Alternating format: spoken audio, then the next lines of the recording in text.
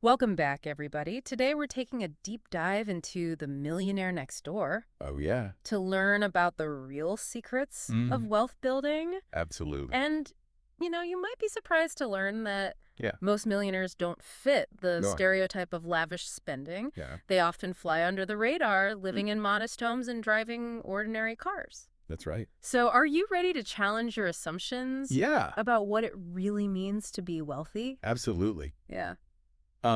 What's fascinating about this book Yeah. is that it really debunks that Yeah. myth of the flashy millionaire. Mhm. It's based on decades of research, including Right. surveys and interviews with hundreds of Right. real millionaires. Yeah. And it paints a very different picture I bet. of how wealth is actually built. Yeah, right from the start, the book throws a curveball.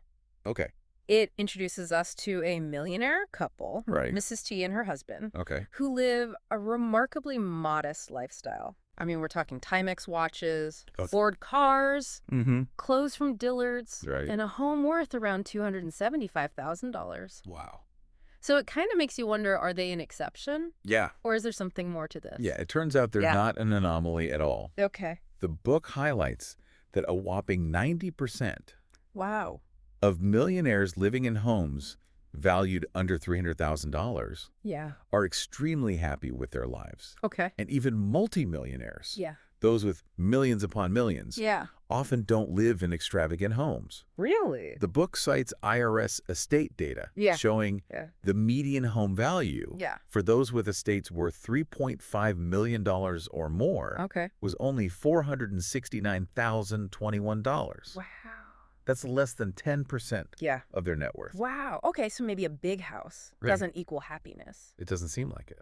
But what does this tell us about how millionaires think about wealth? Mm-hmm. It seems like there's a disconnect between our perceptions and reality. That's a great observation. Yeah. The book introduces this Okay. concept of prodigious accumulators of wealth, Oh, wow. or PAWs, Pause. Oh, versus under accumulators of wealth, okay. known as UAWs. UAW. PAWs are exceptional at building net worth Okay. compared to others with similar incomes and ages. Got it. They consistently build wealth that exceeds expectations.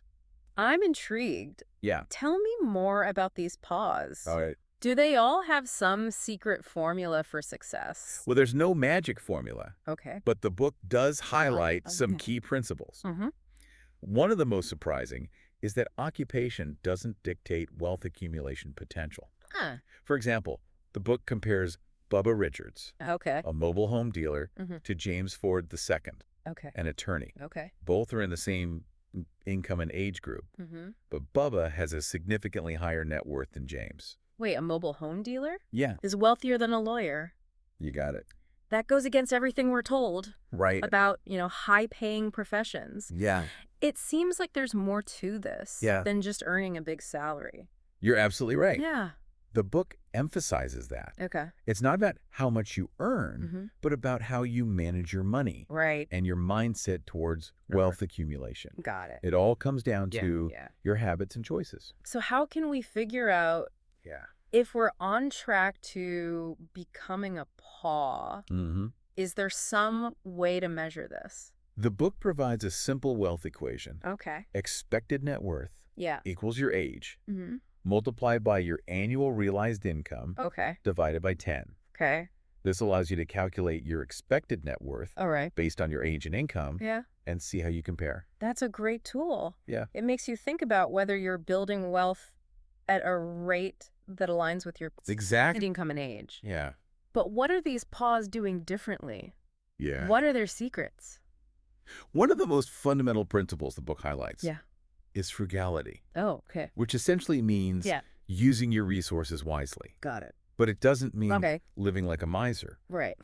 The book even shares an anecdote Okay. about decamillionaires Oh, wow. who preferred Budweiser Okay. to expensive wine and gourmet food. Yeah. They could easily afford the finer things, Yeah. but chose simple pleasures. So it's not about deprivation, No, but about being intentional with your spending exactly. and not falling into the trap of keeping up appearances. That's right. Yeah. And it's not just about Uh, being thrifty. Mm-hmm. The book also emphasizes the importance of planning. Yeah. It introduces us to Mrs. Rule, All right. an auctioneer who meticulously tracks her expenses Wow. and budgets carefully. Okay. Despite her fluctuating income, she's built a $2 million net worth. It sounds like planning and budgeting are Right. essential for building wealth. Yeah. Do you think most people are good at this? That's a good question. Yeah. You raise an interesting point. Yeah. Many people, even those with high incomes, Yeah. struggle to manage their finances effectively I can see that. because they don't have a solid plan in place. So we've talked about frugality and planning. Right. But what about the millionaires Okay. who do enjoy luxury goods? Yeah, Where do they fit into this picture? that's a good question. Yeah. And the book does acknowledge Okay. that not all millionaires Right. shun luxury, Mm-hmm. but even when they do indulge, Yeah. they're often surprisingly price conscious. Okay. For instance, 50% Yeah. of surveyed millionaires never spent more than $399 on a suit, Wow. and half never spent more than $235 on a watch.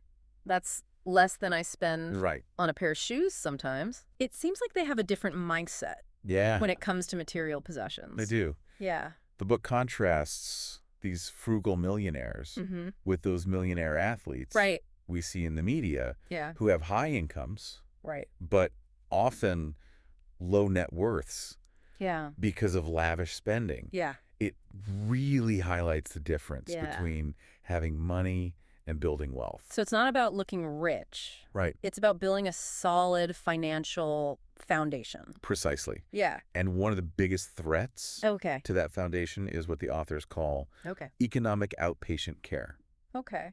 or EOC. EOC. All right. It refers to the financial support Mm-hmm. that some affluent parents provide Okay. to their adult children and grandchildren. I can see how that might be tempting. Yeah. But is the book suggesting Mm-hmm. that helping your kids financially is a bad thing? It's not about being heartless. Okay. But the book argues that while EOC might seem beneficial, on the surface it can hinder Okay. the recipient's economic productivity and independence. So it's like the old saying, Yeah. give a man a fish and you feed him for a day. Yeah. Teach a man to fish and you feed him for a lifetime. Exactly. Are there any examples in the book Absolutely. that illustrate this? The book tells the story Okay. of Mary and Lamar, Mm-hmm. a couple with a seemingly luxurious lifestyle. But their lifestyle is largely supported by Mary's mother's EOC. Interesting. They haven't developed the financial skills Yeah. or the drive to achieve independence on their own. It's fascinating how something that seems well-intentioned Yeah. can have unintended consequences. Right. Does the book offer any evidence Yeah. that EOC actually hurts wealth accumulation? Yes, the research shows Okay. that on average, gift receivers Mm-hmm. accumulate less wealth than non-receivers, Interesting. even when controlling for income and occupation. That's pretty compelling. Yeah. It challenges our assumptions about financial support Yeah. and makes you wonder if sometimes the best way to help is to encourage self-reliance. You've got it. Yeah. The book suggests Right. that EOC often fuels consumption Okay. rather than saving and investing, Mm-hmm. leading recipients to overspend Yeah. and rely on credit. This makes me think about the example of Yeah. Henry, a frugal teacher Okay. who has a higher net worth Yeah. than his brother Josh, an attorney, Okay. who receives regular Yeah. cash gifts from Yeah. their parents. Right. It really drives home the point that Mm-hmm. it's not about how much you receive, Yeah. but about your mindset Right. and financial habits. Exactly. Yeah, the book is full of Yeah. these counterintuitive examples that make you question It really does. conventional wisdom about wealth. Mm-hmm. Okay, so we've talked about frugality planning Right. and the potential pitfalls Yeah. of economic outpatient care. Mm-hmm. What other psychological factors? Does the book link to financial success? Yeah. What other traits do these millionaires share? The book emphasizes the role Okay. of courage and independence in building wealth. Oh, okay. It suggests that true wealth building Mm-hmm.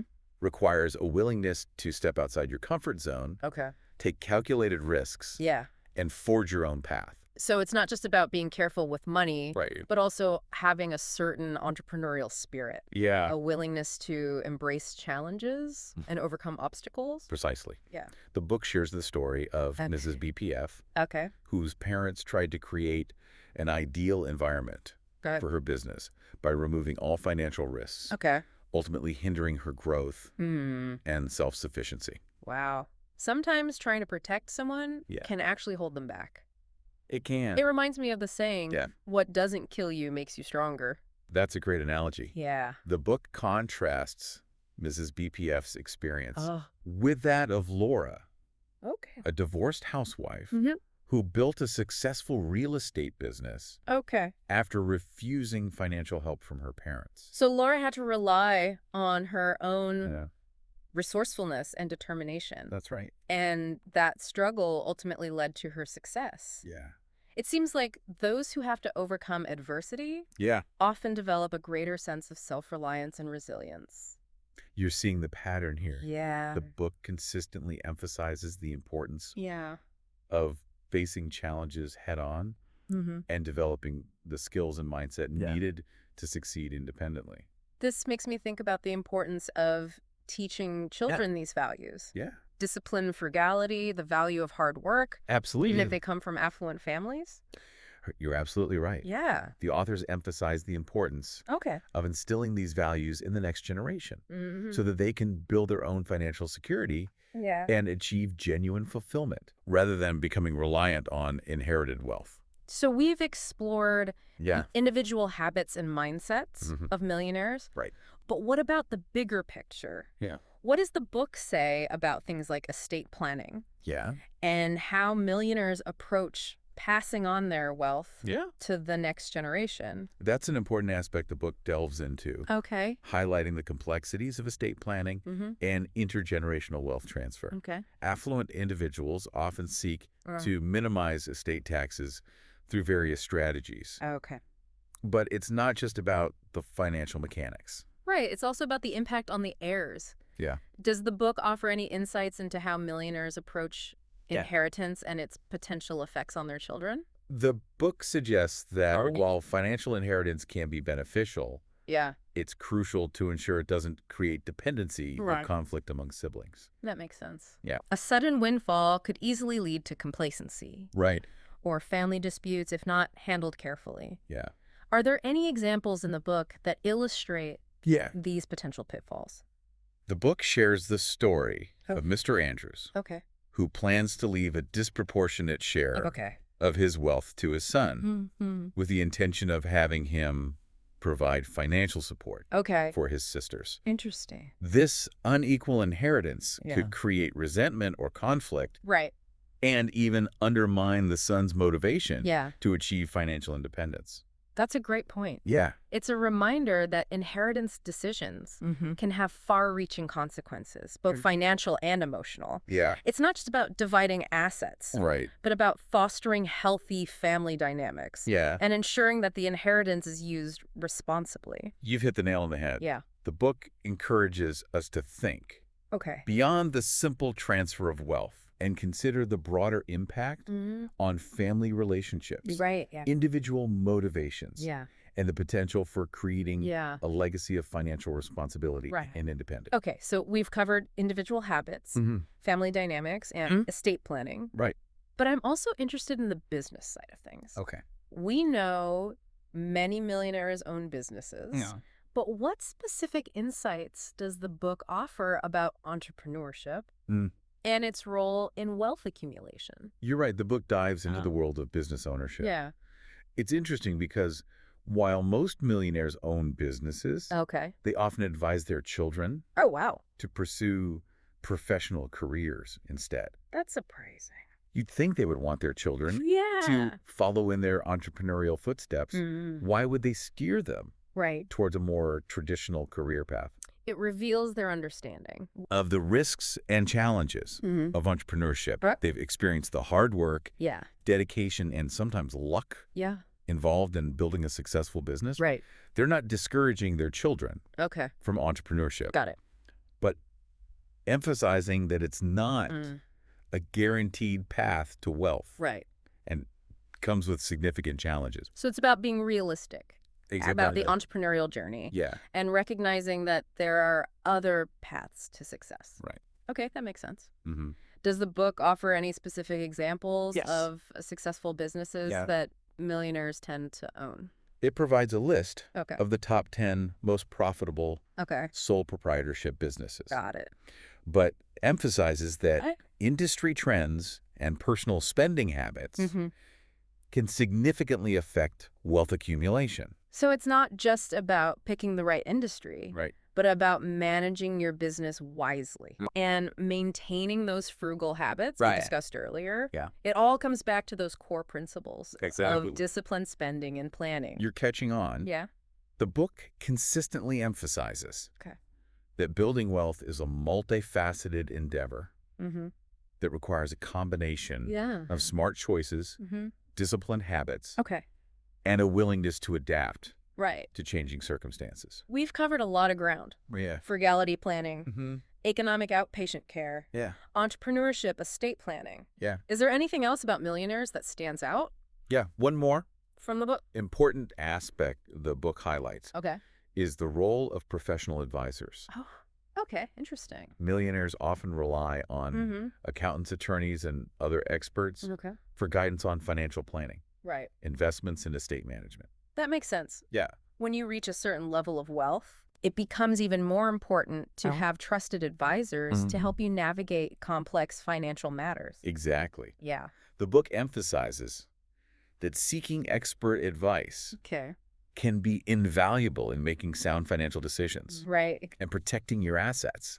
It's not about trying to do everything yourself, but recognizing when it's wise to leverage the knowledge and experience of professionals. This has been a fascinating deep dive into the Millionaire Next Door. So far, we've uncovered so many unexpected insights into the lives and habits of real millionaires. It's starting to seem like it's less about luck or extravagant lifestyles and more about a disciplined mindset and making conscious choices with your money. You've summarized it perfectly. The book challenges our preconceived notions of wealth and success. It's a powerful reminder that true wealth is often built quietly and steadily through a combination of smart financial habits and a commitment to long-term financial security. This deep dive has definitely given me a lot to think about in terms of my own financial journey. What final thought would you leave our listener with for this part of our deep dive? I think it's crucial to remember that building wealth is a journey, not a destination. It's about making conscious choices. Developing sound financial habits. And staying committed to your long-term financial well-being. That's a great reminder. It's not about reaching some arbitrary number, but about developing a sustainable approach to managing your finances and creating a life of abundance and fulfillment. Stay tuned, because next time we'll continue our deep dive into the Millionaire Next Door. Looking forward to it. And uncover even more secrets to financial success. Absolutely. As we continue this deep dive into the Millionaire Next Door, one of the themes that really stands out to me is this importance of financial independence for these millionaires. It's interesting you bring that up, because we've been talking about frugality and smart spending. But financial independence seems to be like the underlying motivation for a lot of these choices. Exactly. It's not just about having money, but about having the freedom to make choices without being limited by finances. You know, the book profiles. A multi-millionaire named Mr. W.W. Allen. He's built a successful business, but lives a remarkably modest lifestyle. He's been in the same middle-class home for decades. Drives a standard American car and avoids anything flashy. So he's a perfect example of this Millionaire Next Door idea. Someone who blends in rather than stands out. It seems like he's achieved that ideal of financial security without succumbing to the pressure to live a lavish lifestyle. Precisely. And he actually says in the book, if your goal is to become financially secure, you'll likely attain it. But if your motive is to make money, spend money on the good life, you're never going to make it. That's a pretty powerful statement. It is. It suggests that having the right mindset, focusing on financial security rather than just spending, is key. But did he elaborate on why he lives this way? The book shares a story about how some of Mr. Allen's friends tried to buy him a luxurious birthday gift. Oh. A brand new Cadillac. A Cadillac? Yeah. That's quite a gift. Yeah. I wonder how he reacted. He politely declined. Really? Explaining that he preferred his simple American sedan. Wow. He even went so far as to say, building wealth is not something that will change your lifestyle. Even at this stage of life, I don't want to change the way I live. That makes you think, doesn't it? It does. Maybe contentment is a form of wealth in itself. I think so. But I'm also curious about the practical side of things. What advice does the book offer for those of us who are still on the path to building wealth? One of the most actionable steps the book emphasizes is understanding your spending habits. It highlights the importance of tracking expenses and creating a budget. Right. It might sound basic. Yeah.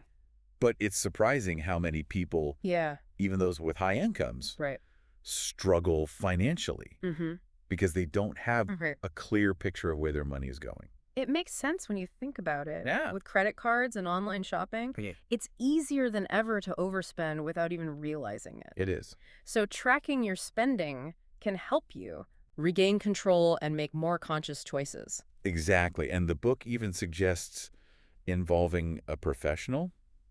Like a CPA. They can help you analyze your spending patterns and create a budget that aligns with your financial goals. It's like having a financial coach in your corner. Yeah. A CPA can be a valuable resource. Absolutely. Especially when it comes to things like taxes. Yeah. Speaking of taxes, the book mentions something about minimizing realized income and maximizing unrealized income. That's right. Can you explain what that means? Absolutely. Realized income is the money you actually receive and have to pay taxes on right away. Right. Unrealized income is the increase in the value of your assets, like stocks or real estate, before you sell them.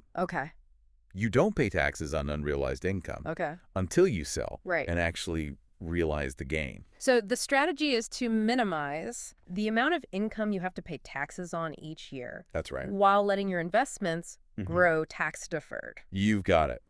The book suggests that millionaires are particularly skilled at managing their income and taxes this way.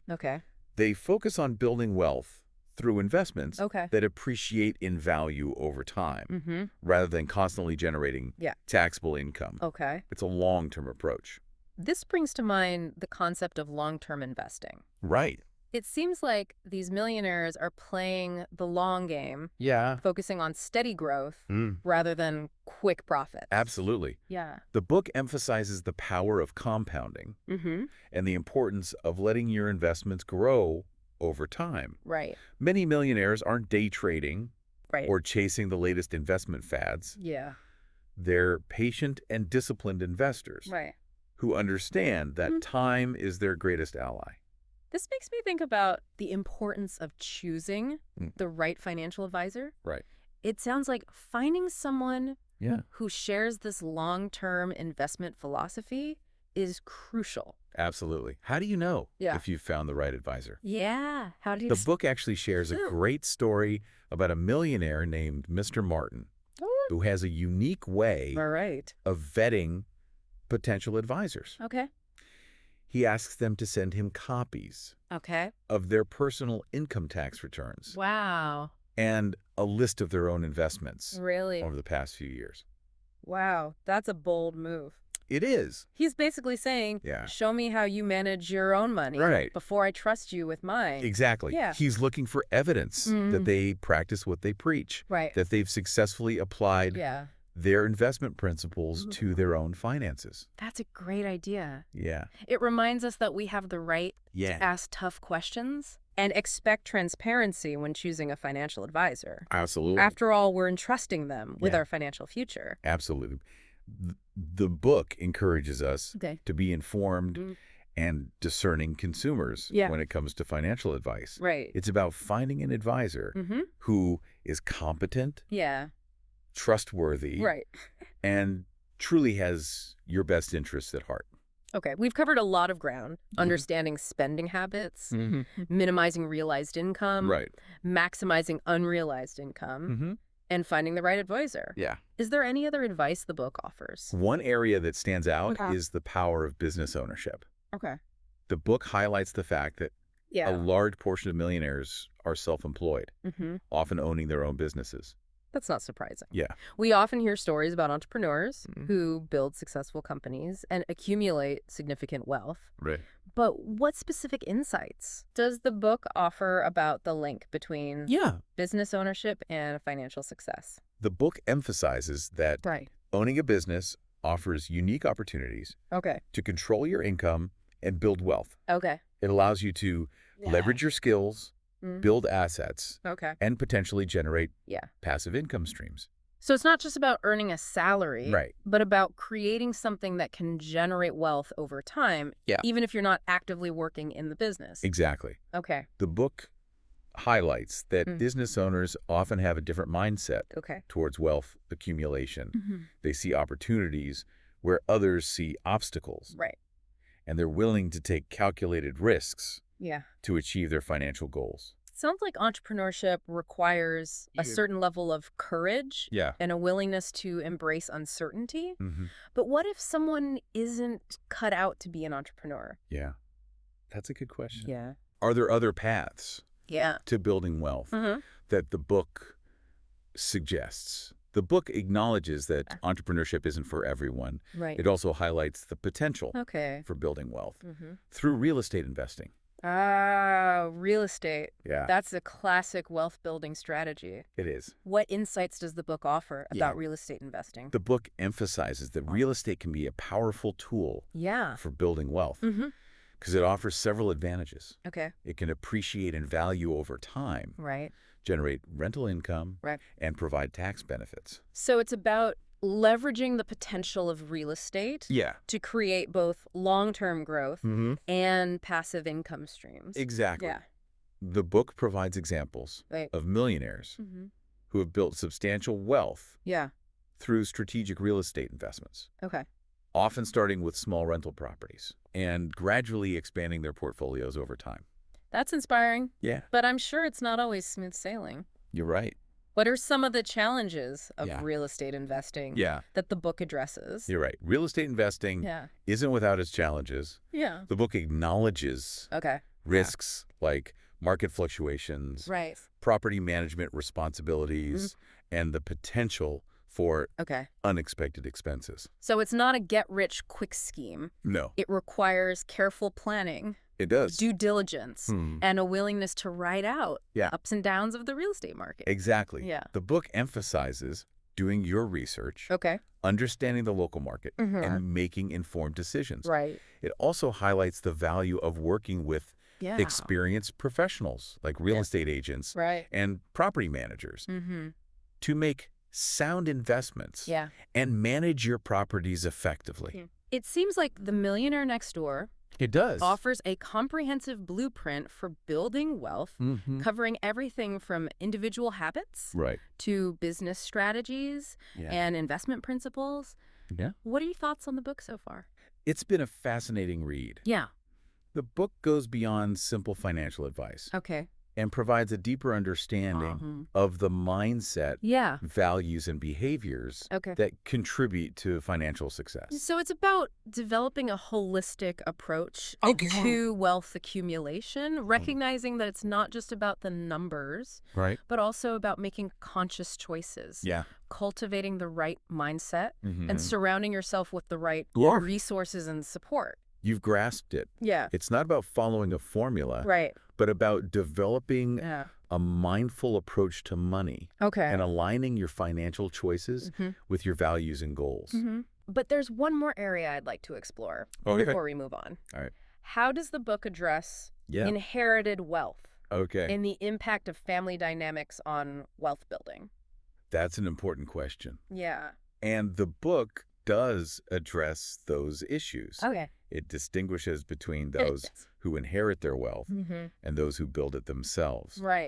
Highlighting that there are often significant differences in their financial behaviors and outcomes. That makes sense. Someone who inherits a large sum of money might not have the same financial discipline or understanding as someone who had to work and save for their wealth. Exactly. Yeah. The book suggests that inherited wealth, while potentially advantageous, can sometimes lead to complacency or even financial mismanagement if the recipient hasn't developed the necessary financial skills and mindset. It reminds me of the saying, shirt sleeves to shirt sleeves in 3 generations. Yes. One generation builds wealth, the next inherits it, but doesn't know how to manage it. Right. And by the 3rd generation, the wealth is gone. That's the pattern. Yeah. The book cautions against. Right. It emphasizes the importance of teaching financial literacy and responsibility to future generations, even if they stand to inherit significant wealth. Right. It's about breaking that cycle of dependence and ensuring that inherited wealth is used wisely and productively. This makes me think about the importance of family conversations around money. Absolutely. It's not just about inheritance, but about instilling good financial habits in children from a young age. You're absolutely right. Yeah. The book highlights that many millionaires are intentional about teaching their children the value of hard work, frugality, and responsible money management. Yep. Okay. They involve their children in financial decisions, encourage them to earn their own money, and instill a mindset of financial independence. So it's not about shielding children from financial realities, but about equipping them to become financially responsible adults. Exactly. Regardless of whether they inherit wealth or build it themselves. You've grasped the essence of the book's message. Okay. It's about empowering future generations to create their own financial security and make a positive impact on the world, rather than simply relying on the wealth of previous generations. This idea of empowerment really resonates with me. Me too. Yeah. It shifts the focus from just accumulating wealth to using it as a tool for creating a meaningful and impactful life. So we've explored a wide range of topics from individual habits and mindsets to business ownership and family dynamics. Right. But before we wrap up this part of our deep dive, I'm curious about something. Okay. The book emphasizes that most millionaires are business owners. Right. But what about those who choose to pursue professional careers? Right. Can they still achieve significant wealth? That's a great question. Yeah. While the book highlights the wealth-building potential of entrepreneurship, it also acknowledges that professional careers, like doctors, lawyers, and accountants, can lead to substantial wealth accumulation. Okay. It's not just about the specific career path, but about your approach to finances. So it's not just about owning a business, but about making smart career choices and managing your income wisely, regardless of your profession.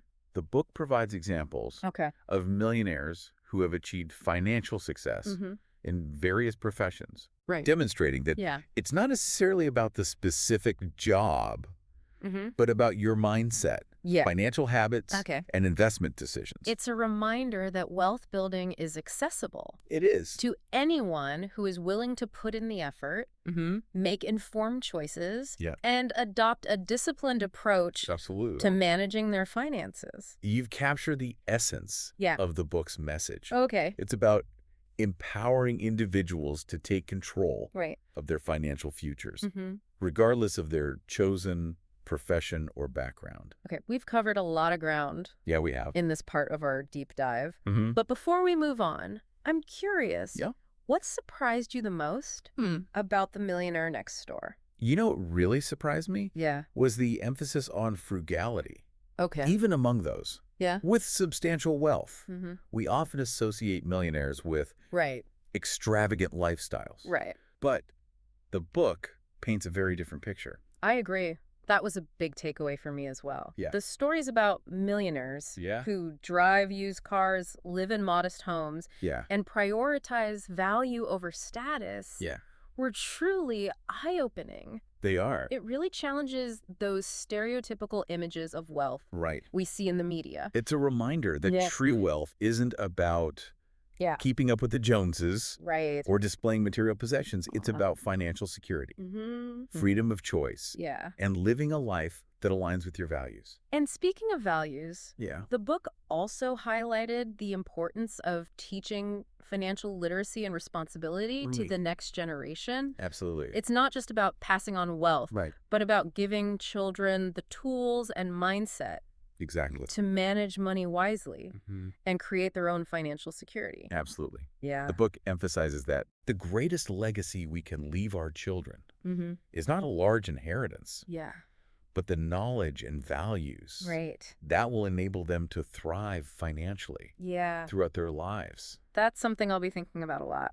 Me too. Yeah, this part of our deep dive has been incredibly insightful. It has. The Millionaire Next Door has challenged my assumptions about wealth and success, and it's given me a lot to consider for my own financial journey.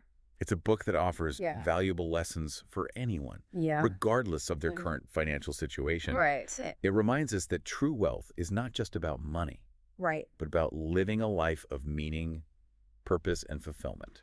We've only just begun to scratch the surface of this insightful book. Stay tuned as we continue our exploration of The Millionaire Next Door and uncover even more secrets to financial success. In the last part of our deep dive, as we wrap up our deep dive into The Millionaire Next Door, I'm struck by how much emphasis the book places on aligning your spending with your values. It's an important point. That goes beyond just being frugal or avoiding status symbols. It's about making sure your spending reflects what truly matters to you and supports your overall life goal. So it's about being intentional with your money and making sure it's working for you, not just disappearing into things that don't really align with your priorities. Exactly. The book highlights that millionaires are often very strategic about their spending. They prioritize investments in things that support their long-term goals and values, even if it means cutting back in other areas. So it's about making conscious choices that reflect, your vision for your life, rather than getting caught up in trends or societal pressures. Precisely. For example, many millionaires prioritize spending on their children's education, investing in their future, even if it means driving an older car or living in a more modest home.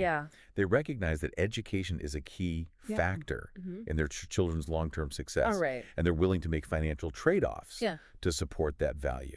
That's a great example. It shows that they're not just accumulating wealth for its own sake, but using it as a tool to create the kind of life they want for themselves and their families. Absolutely. And this theme of intentionality is consistent throughout the book.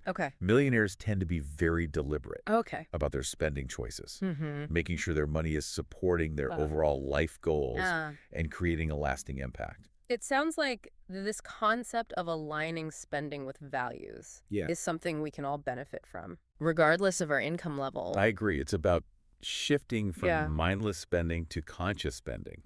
Being mindful of where your money is going. And making sure it's supporting the life you want to create. This deep dive into The Millionaire Next Door has been incredibly insightful. It has been. We've uncovered so many unexpected truths about wealth accumulation and the habits of successful individuals. It's been a fascinating exploration. It has. The book challenges our preconceived notions about wealth and reveals the often hidden principles behind financial success. It's a reminder that building wealth is within reach. Absolutely. For anyone who's willing to embrace the right mindset, cultivate disciplined habits, and make choices that align with their values. And perhaps most importantly, it highlights that true wealth is not just about money, but about living a life of meaning, purpose, and fulfillment. For those of you listening who are intrigued by what we've discussed, I highly recommend picking up a copy of The Millionaire Next Door. It's a good one. And embarking on your own journey of discovery. It's a book filled with wisdom and practical advice that can benefit anyone who is seeking to improve their financial well-being and create a life of abundance. Remember, the journey to financial success is a marathon, not a sprint. That's right. It's about making consistent progress. Yeah. Learning, adapting. Right. And staying committed to your goals. And never forget that true wealth encompasses more than just your bank account. Right. It's about living a life that is rich in experiences, relationships, and purpose. Thank you for joining us on this deep dive. Yeah, thanks for having me. Into the Millionaire Next Door. We hope you've gained valuable insights and inspiration for your own financial journey. Until next time, keep learning, keep growing, and keep striving to create a life that is both wealthy and fulfilling in every sense.